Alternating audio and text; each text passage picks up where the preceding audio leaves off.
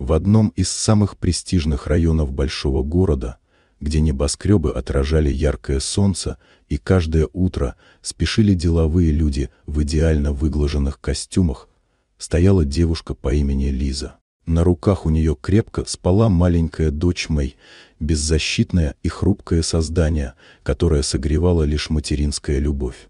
Лиза была бездомной. Ее одежда была старая и испачканная, а волосы спутанные и грязные.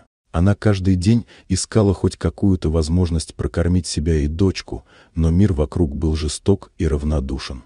Однажды, когда вечер уже начал опускать свои тени, Лиза набралась смелости и подошла к огромному особняку, где проживал один из самых известных и успешных миллиардеров города, Ричард Хант. Она робко постучала в дверь и тихо спросила у охранника: «Можно я уберусь у вас за еду?» Ее голос дрожал, а сердце билось так, что казалось, вот-вот вырвется наружу. Охранник удивленно посмотрел на нее, не зная, что ответить, но потом, не без любопытства, позволил зайти и сообщил о незнакомке хозяину. Ричард Хант был человеком, привыкшим контролировать каждый аспект своей жизни. Для него деньги были решением любых проблем, а люди – инструментами.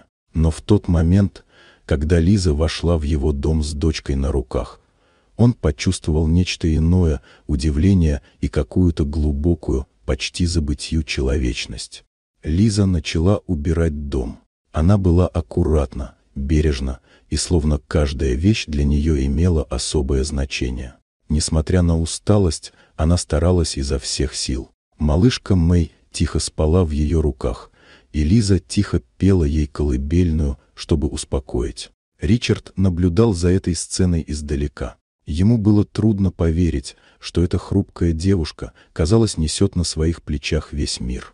После того, как уборка была закончена, Ричард пригласил Лизу сесть и спросил ее историю. Сначала она молчала, боясь довериться, но потом рассказала все, как была талантливым архитектором, как из-за предательства близких ее обвинили в краже, как потеряла работу, дом и семью, и как теперь у нее осталась лишь маленькая Мэй. История Лизы потрясла Ричарда до глубины души. Он осознал, что перед ним человек с огромным потенциалом, силой духа и неиссякаемой любовью к своему ребенку, несмотря на все испытания. Он решил помочь ей не только временно, но и изменить ее жизнь. Ричард предложил Лизе работу в своей компании. Она могла занять позицию, которая позволила бы ей применить свои знания и талант. Кроме того, он организовал для них с Мэй отдельное жилье, где они могли бы начать новую жизнь без страха и лишений. Прошло несколько месяцев. Лиза успешно влилась в коллектив, восстановила уверенность в себе и начала строить свое будущее. Мэй выросла в любви и заботе, а Ричард часто навещал их, став для них чем-то большим, чем просто меценат, настоящим другом. Вся эта история началась с одного простого и смелого вопроса: «Можно я уберусь у вас за еду?» Вопроса, который изменил судьбы многих людей и доказал, что иногда человеческое достоинство и надежда сильнее любых обстоятельств. Вот такая удивительная история.